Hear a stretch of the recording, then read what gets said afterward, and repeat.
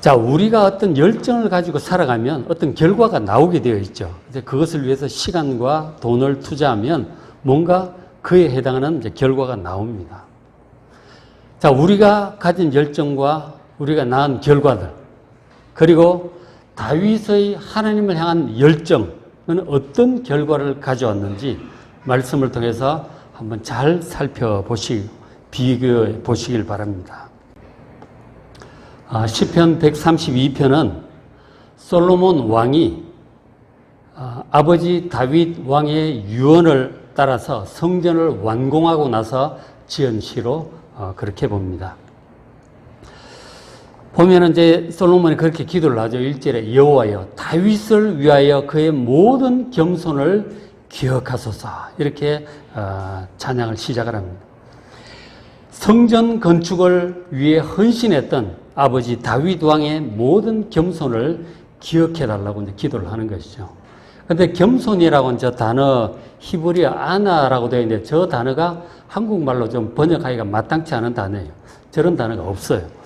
그러니까 무슨 뜻이냐면 저 아나라고 하는 단어는, 겸손 아나라고 하는 단어는 뭐뭐에 바쁘다, 그리고 뭐뭐를 반드시 할 수 있도록 이 고통을 가한다, 이런 뜻이에요. 그러니까 지금 보면은 다윗에 의해서 잘 볼 수 있는데 2절에 그가 여호와께 서원하기를, 다윗이 하나님께 서원을 했어요. 내가 내 장막집에 들어가지 아니하며 내 침상에 오르지 않고 내 눈으로 잠들게 하지 않겠다. 뭐 할 때까지? 여호와의 처소 곧 성막을 발견하기까지, 성막을 찾기까지 내가 내 집에 들어가서 편안한 침상에 눕지 않겠다는 거예요. 반드시 내가 성막을 최단기간에 찾고야 말리라고 결심을 하고 있는 것이죠. 하나님 앞에서 서원을 하고 있는 거예요. 어떻게 하든지 나라 안에 모든 힘을 동원하고 모든 사람을 동원해서라도 이 성막을 빨리 찾고 그리고 가까이 모셔올 때까지 내가 내 집 침상에서 편히 발벗고 눕지 않겠다는 얘기예요. 이런 성막을 반드시 찾고 말겠다고 하는 결심이, 열정, 그것을 표현한 단어가 저 아나, 겸손이에요. 그러니까 사실 겸손이라는 단어가 적절하지 않죠. 반드시 이것을 하고야 말겠다고 하는 강한 결단, 열정을 얘기하는 그런 단어예요. 그래서 다윗을 위하여 그의 모든 겸손, 이 하나님을 향한 열정, 성막을 찾고야 말겠다고 하는 이 열정을 기억해 달라고 솔로몬이 하나님께 그렇게 기도를 시작을 하는 것이죠. 사무엘하 6장, 7장에 보면 이제 이런 배경이 나오는데, 사무엘상 6장, 7장에 법궤가 그 실로의 성막에 있었잖아요. 사사시대 내내 있었는데, 그 마지막 사사 엘리 제사장 시절에 블레셋과의 전쟁에서 법궤를 빼앗깁니다. 블레셋 군대 가져가가지고 거기 자기는 이제 신전에 갖다 둔 거죠. 금옷 신전에 갖다 뒀는데 금옷 신상이 박살이 나고, 그리고 가는 데마다 막 재앙이 나고, 몇 개월을 이 사람들이 고생을 하다가 야, 이거 법궤 때문에 그러는가 보다 싶어가지고 이스라엘을 돌려보내요. 몇 개월 만에 기적적으로 이제 돌아왔습니다. 돌아온 그 법궤를 이스라엘 사람들이 기럇 여아림이라고 하는 곳, 기럇 여아림에 살고 있는 아비나답이라고 하는 사람을 구별을 해서 그 사람 집에서 보관하도록 그렇게 조치를 했던 것이죠. 그렇게 했는데 어렵사리 돌아왔는데 이미 실로의 성막도 무너지고 이제 법궤만 돌아온 거예요.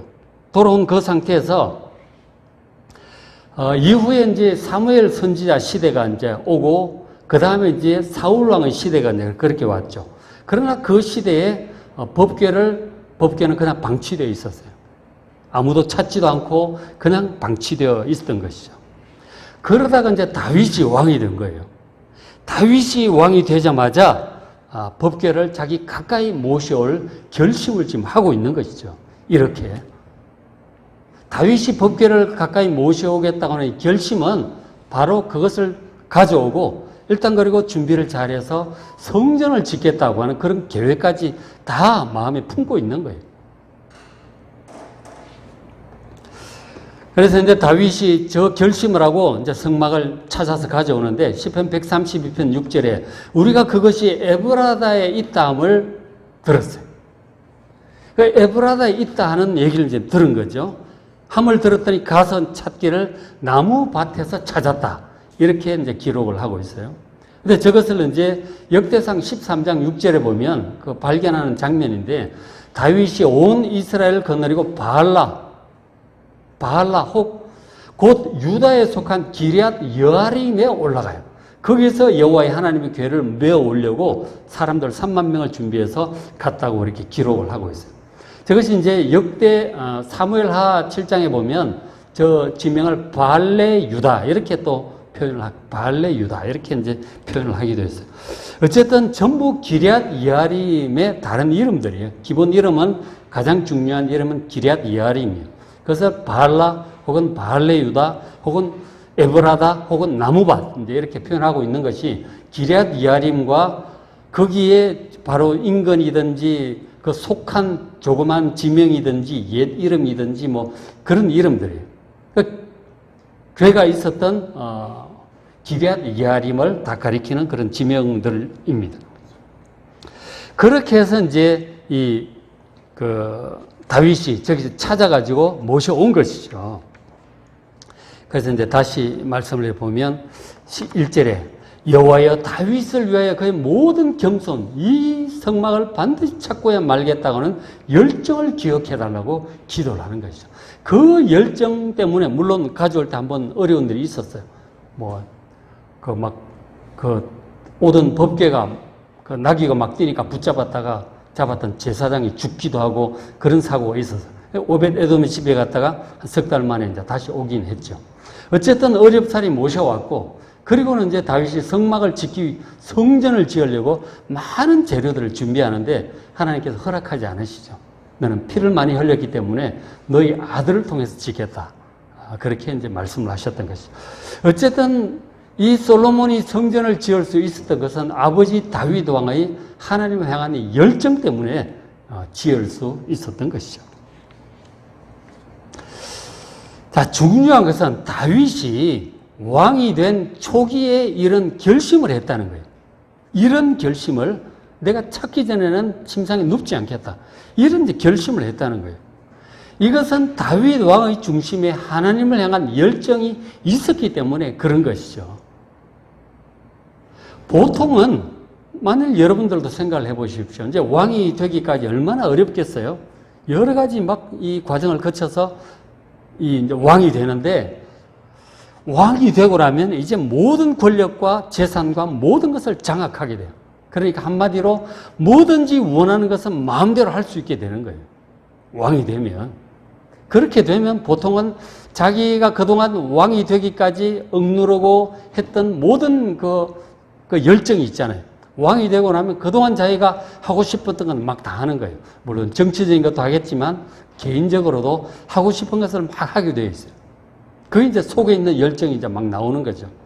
우리 윤석열 대통령도 어렵게 대통령이 되었는데 과연 그 속에 무슨 열정이 있는지 우리가 보면 알겠죠. 그 열정을 가지고 무엇을 하는지 우리가 잘 지켜보고 또 정말 잘 할 수 있도록 우리 기도를 함께 해야 될 것입니다.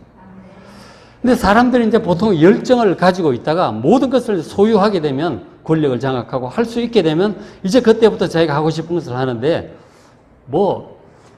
막 나오겠죠. 하고 싶은 것들을 막 할 텐데 다윗은 모든 것을 다 장악하고 딱 소유하게 되었을 때 무엇을 했는가? 그 속에 열정이 이제 나오는 거죠. 바로 다윗의 첫 번째 조치는 바로 열정은 이것이었던 거죠.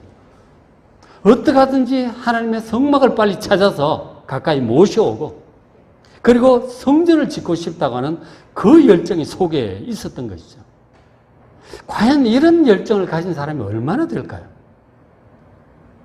하나님을 향한 진짜 열정이 있는 사람이었던 것이죠. 근데 그것은 정말 어떻게 그랬을까 싶은데 사무엘 상하를 좀 잘 읽어보시면 여러분 왜 그랬는지 아실 수 있을 겁니다. 다윗은 청소년 시절에 사무엘 선지자를 통해서 자기를 이스라엘의 왕으로 세워주실 것이라고 하는 그런 말씀을 듣습니다. 자기는 지금 저 시골에 양치는 목동에 불과한데 어떻게 이 어린 자기를 이스라엘의 왕으로 세우시겠다고 그렇게 말씀하시는가? 참으로 인간적으로 생각하면 믿어지지 않을 수도 있겠지만 그러나 사무엘 선지자가 안수하고 기름을 부었단 말이에요. 그리고 성령께서 임하셨어. 그러면서 확신으로 다가온 거죠. 나는 참 보잘것없지만 하나님께서 나를 이스라엘의 왕으로 세우시겠구나. 그런 이제 확신이 이제 마음에 자리 잡은 거죠. 그래서 뭐 있었는데 얼마 지나지 않아서 왕이 불러서 왕이 막 악령이 들려서 힘들어하니까 악기 연주 잘하는 사람 이제 하면은 좀 좋아진다 그래서 불림을 받아 간 거예요. 자기가 수금을 타니까 사울 왕이 좋아지는 거죠. 그래서 사울 왕 가까이 출입도 하게 됐고 그러다가 블레셋과의 전쟁에서 골리앗도 쳐 죽이게 됩니다. 일약 영웅이 되었죠. 뭐 군대 장관이 되고 왕의 사위까지 되고 출세가도를 달렸어요. 그러나 그것도 잠시 사울 왕의 시기심으로 다윗이 도망을 다니게 돼요. 가는 데마다 이 사울이 붙잡으러 옵니다. 그리고 사람들이 신고를 해요. 도대체 어디가 있을 데가 없어요. 얼마나 여러 번 죽을 뻔했는지 몰라. 겨우겨우 살아났는데 그때마다 하나님께 기도했고 하나님 살려주신 거죠. 그러다가 도저히 이제 이스라엘 안에 살 수가 없어가지고 이웃 블레셋으로 망명을 갑니다. 골리앗을 쳐 죽인 나라 아니에요. 한 번은 누가 알아봐가지고 미친 척 했다가 그래가 겨우 벗어나기도. 어쨌든 거기에 가서 이제 한 군주를 만나서 아기스 밑에서 이제 부하 노릇을 하면서 그렇게 약탈하면서 뭐 그렇게 살았죠. 거기서 얼마나 무시도 당하고 블레셋 장군들한테 무시도 당하고 수상쩍게 보고 이제 계속 견제하고 그러는 거죠. 그렇게 참 뭐 근근히 이제 살아오던 그런 세월이 상당히 길었거든요. 근데 그때마다 다윗이 정말 간절히 기도했어요. 다윗이 그럴 때 기도했던 내용들이 이 전부 시편 내용들이 그런 내용들이 하나님께 간절히 기도했고 하나님 들으시고 응답하시고 그때마다 살려주신 거죠. 그러면서 하나님께 대한 믿음, 하나님께 대한 신뢰 이런 것들이 점점 이제 쌓이는 거죠.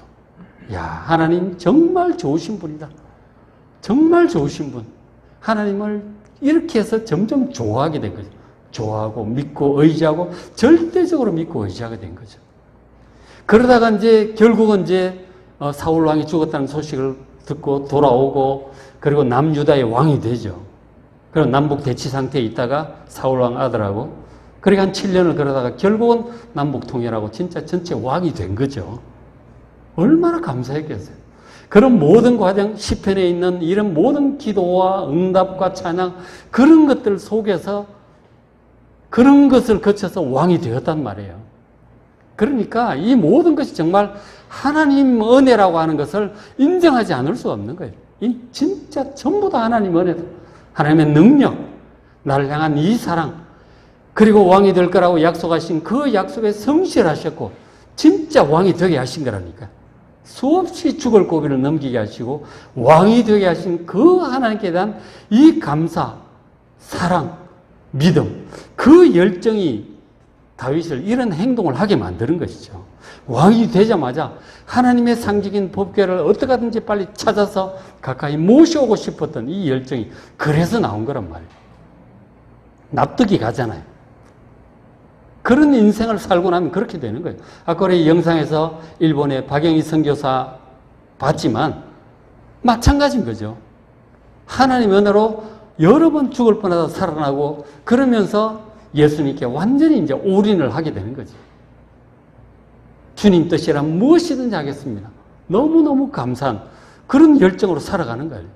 그러니까 다윗 왕과 같은 열정을 그 선교사도 가졌던 것이죠.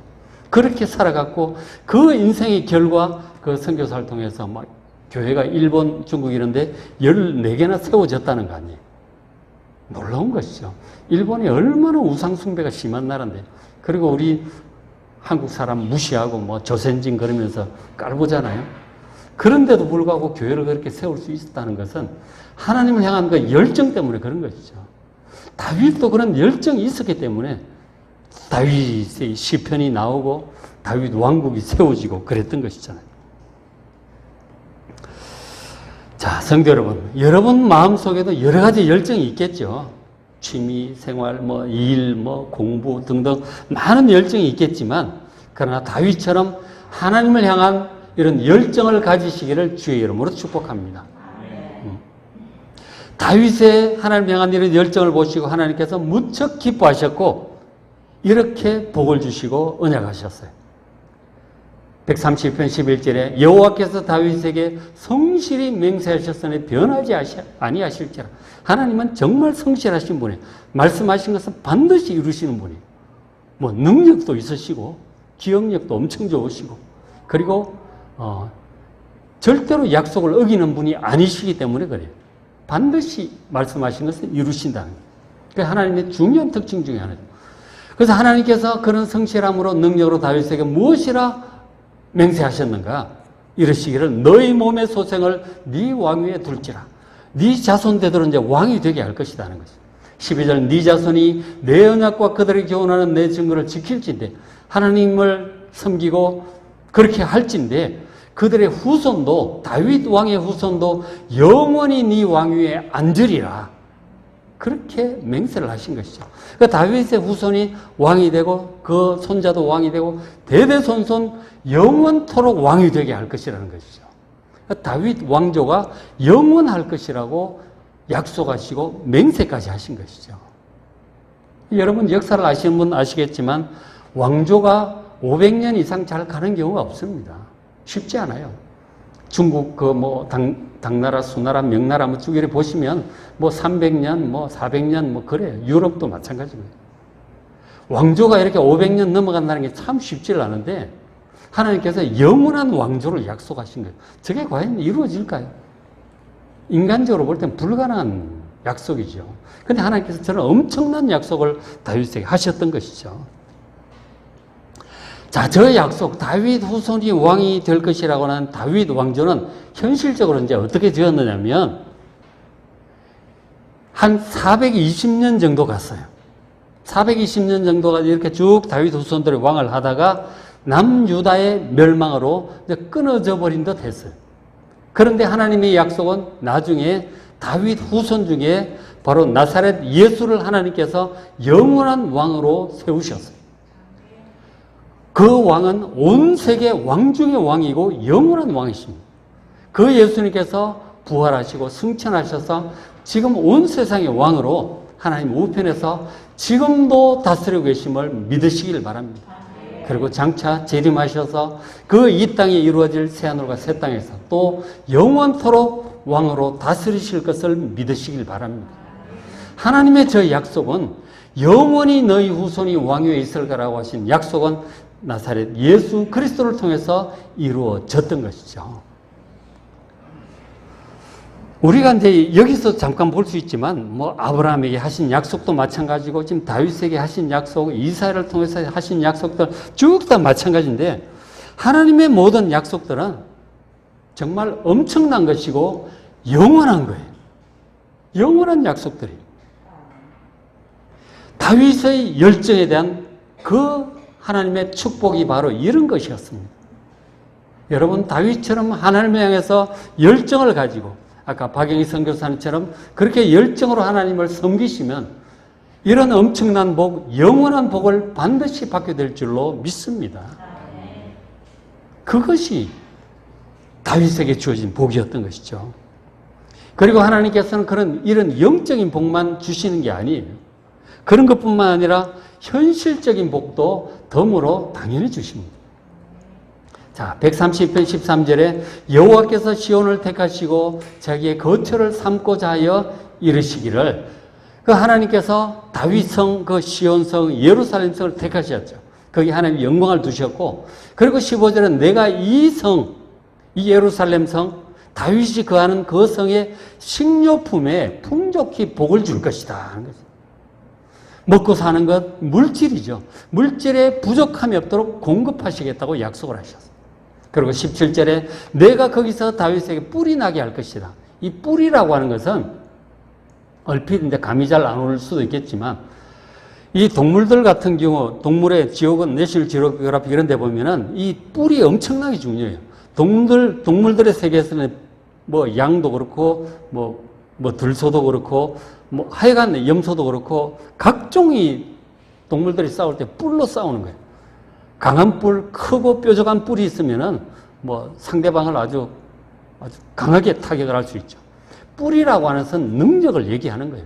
사람으로 치면 아주 좋은 칼 같은 거죠. 무기를 얘기하는 거예요.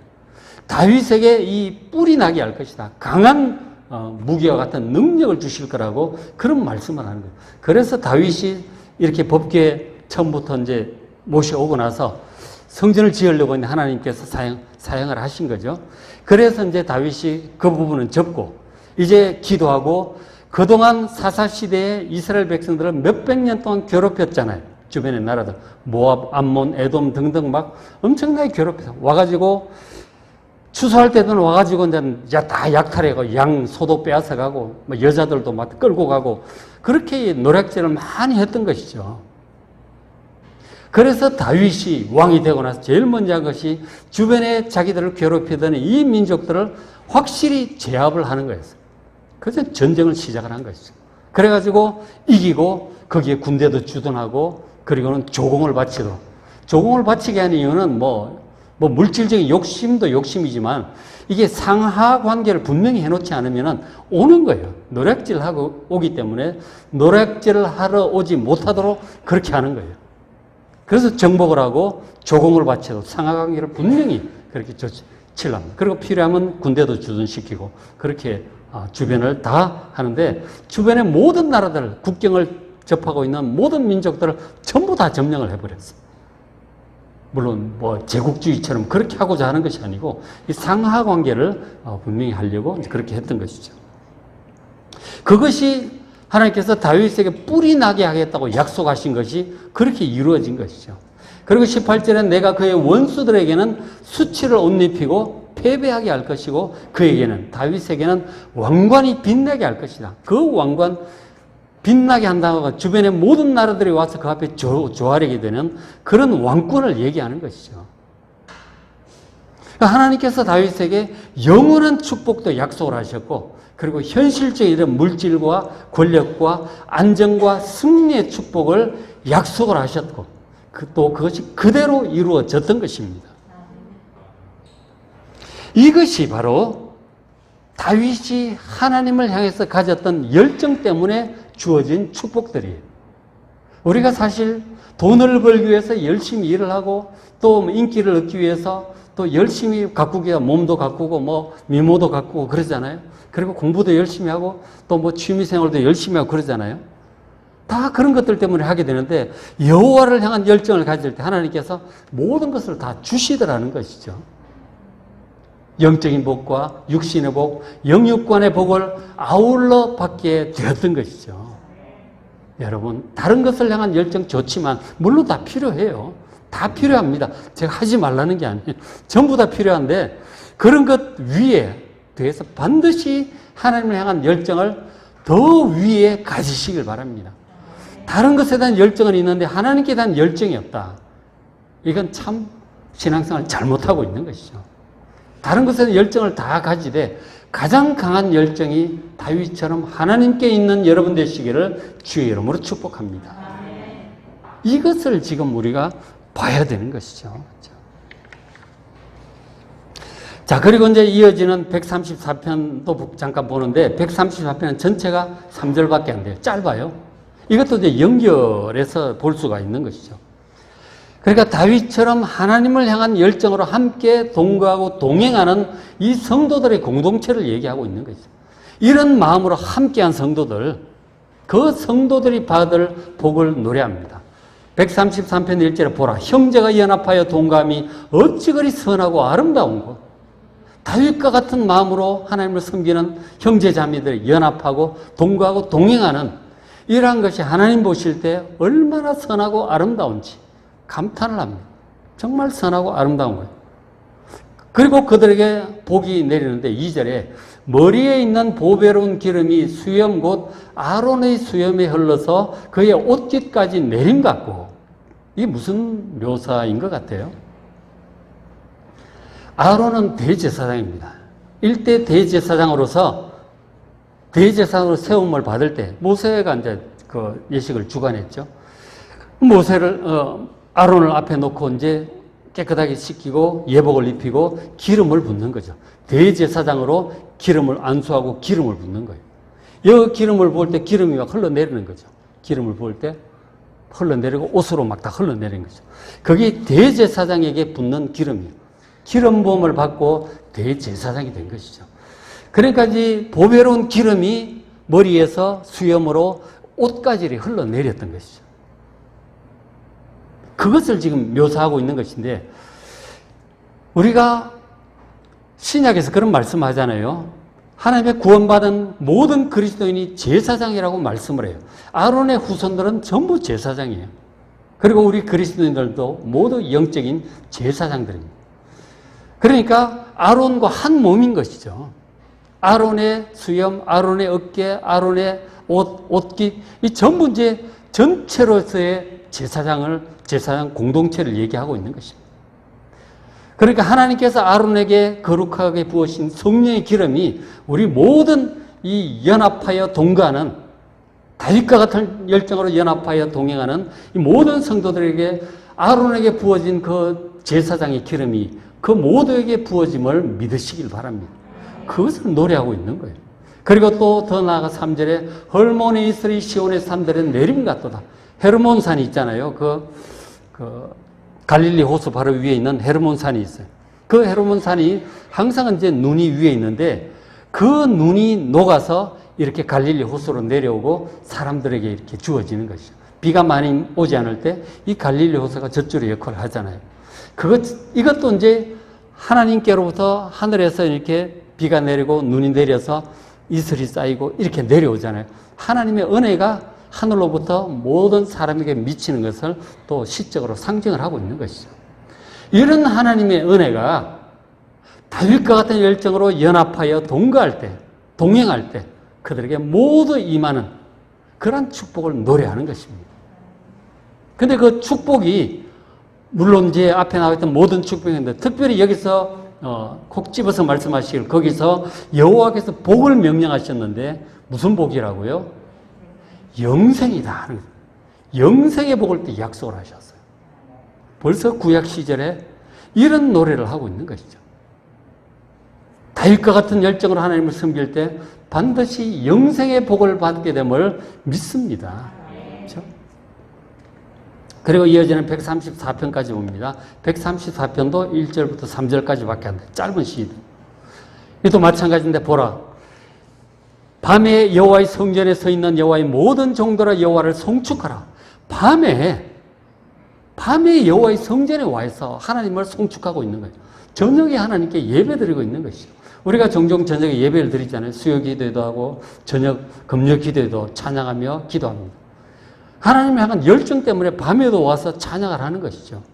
그런가 하면 2절에 올 수 없는 분들은 성소를 향해서, 바로 그 성전을 향해서 또 뭐 집이든 자기 있는 곳에서 그렇게 하는 거예요. 요즘 또 온라인으로 예배를 드리다 보니까 또 그렇게도 하고 있죠. 그죠? 그래서 성소 올 수 없는 사람들은 와서 이 성소를 향해서 너희 손을 들고 여호와께 송축하는 이런 열정을 가지고 살아가는 것이죠. 천지를 지으신 여호와께서 시온에서 내게 복을 주실지어다. 하나님을 향한 열정으로 이렇게 예배하고 찬양하는 그 모든 성도들에게 하나님께서 천지를 지으신 능력의 하나님께서 복 주심을 믿으시길 바랍니다. 그렇죠? 자, 시편 132편, 133, 134편. 오늘 맥체인 성경 읽기 말씀이에요. 제가 말씀을 드리는 거예요. 이 모든 말씀은 다윗과 같이 하나님을 향한 열정으로 살아가는 사람들이 영육간에 복을 받을 것이라고 노래하고 있는 것이죠. 자, 성도 여러분, 지금 여러분 마음속에 어떤 열정이 불타고 있는지 모르겠지만 그러나 가장 좋은 결과를 가져오는 것은 다윗처럼 이렇게 하나님을 향한 열정으로 살아가는 거예요. 그런 열정으로 살아가는 사람들에게 당연히 영생의 복으로부터 시작해서, 그리고 아까 잠깐 보았듯이 이렇게 물질의 복, 그리고 능력의 복, 승리의 복도 주실 줄로 믿습니다. 하나님의 은혜로 정말 다윗처럼 행하여 이런 모든 복을 받으시기를 주의 이름으로 축복합니다.